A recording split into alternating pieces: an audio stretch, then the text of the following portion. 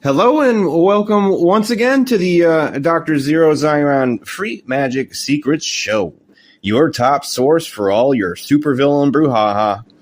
Now, hot on the heels of the past few videos, one solid question has emerged. Jason Mayhew of Tallahassee, Florida writes, "Hey Doc, love the show. Your advice has been wise and sound. I am at a loss, though, as to what to do in my personal life. I have been dating another supervillain for several months now, but our world conquest ambitions don't align. How do I get out of this ASAP?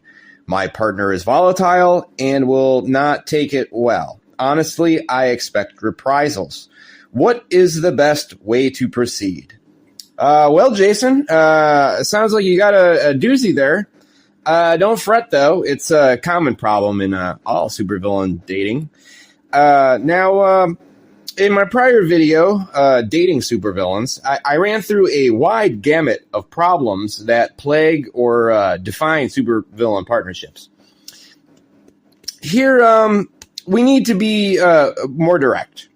It must be understood that supervillains are megalomaniacs with egos the size of Jupiter. But see, supervillains also have this thing for which there is no term on two fronts. Now, the first, their world domination libido, you could say. I guess you could phrase that way. And the sense of ego the magical body encapsulates.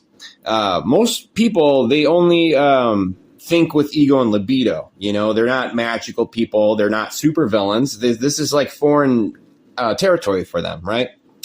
But, us magic folks, our whole combined aura, astral body, etheric body, intellectual body, spiritual, subconscious soul contraption has a life of its own. And like its own kind of form of ego, per se, which is like your own individualized egregore, like a hyper-complex morphogenic field. You know, there's all kinds of subtle energies going on there, all kinds of layers, but it's all collected as one big old thing. And that thing has its own kind of sense of ego, and which could be bruised, you know. And the point is, any magical ego can be bruised. Your libido can be bruised, all these things. So when you bruise another supervillain's titanic ego, the shiza will hit the fan. Therefore, dumping another supervillain who is all about you, things will get ugly.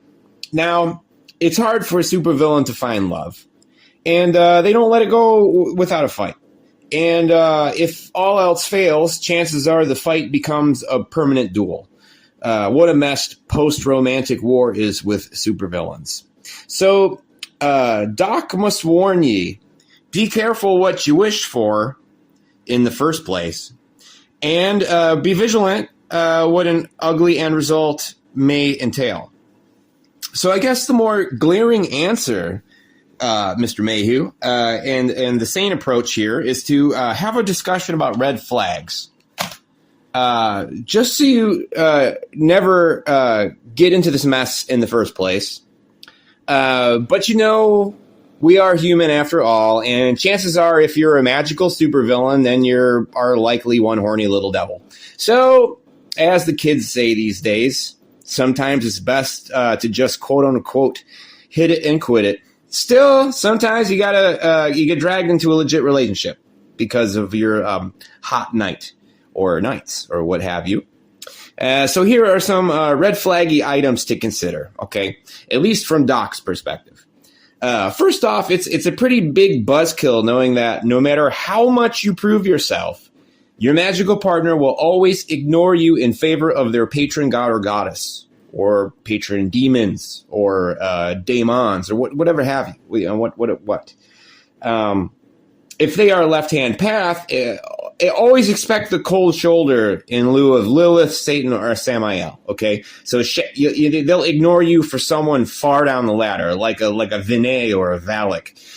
Really, guys, left-hand path dating is such a difficult racket. If you are both Satanists, you will constantly be trying to out-hardcore each other, always dueling on who is more satanic. Now, it can be a healthy competition. But trust me, it usually turns to shite. Pagan dating of classic witchcraft mindset is a much easier scenario. Yes, do keep in mind, there are plenty of old school witches definitely rocking the supervillain aesthetic. You just got to key them into what they're doing. Sometimes they don't think of themselves like that, and sometimes they're very open to it. You know what I mean? So realize any magical person can be a supervillain, not only left-hand path people. We got the supervillain druids, heathens, picts, chaos magicians, ninjas. The sky's the limit. Hell, we got supervillain shamans and alchemists and all kinds of occultists. Also, supervillain pro wrestlers. And if you don't understand what I mean or think I'm full of shite, I got a video called Olympic Magic. You should look that one up. It's a really good one. But back to the point. How to dump a supervillain relationship. So, well, dummy, you asked for it, and then you got it. And then you didn't want it anymore. If you made their shriveled, grinchy heart pump just a little, and you smashed that glimmer of hope, I guess you understand what it's like to be a fly in the spider's web, just waiting for that spider to come up and eat you. The truth is, there's no easy way to do it. You just find a way and run for cover. Cobra Commander said it best. Cobra retreat! Always remember that shit, because your axe will instantly be rendered a Serpentor. So, shit, dude. Your head is going on their mantle, unless you dump them for a far stronger, more dynamic, more deadlier supervillain, because, let's face it, once you go ultimate adversary, you never go back to B-list baddie, right? Point is, date a killer heel. Don't waste your time with a jobber. Any other line of thinking is purely kayfabe. So anyway, I do hope this has all helped a little bit. Also, a few random things, a lot of supervillains like black metal.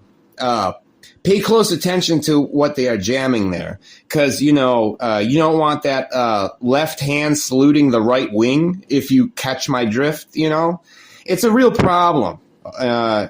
Also, most supervillains find G.G. Allen pretty fucking hilarious. But the question is, do they really know about him?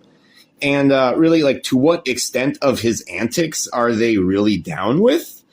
Furthermore, quickly find out if they are into Black Sabbath. You gotta do that shit on the first date there, because if they don't dig Tony Iommi solos, they aren't worth a one night stand. Also, never bang someone who likes five-finger death punch.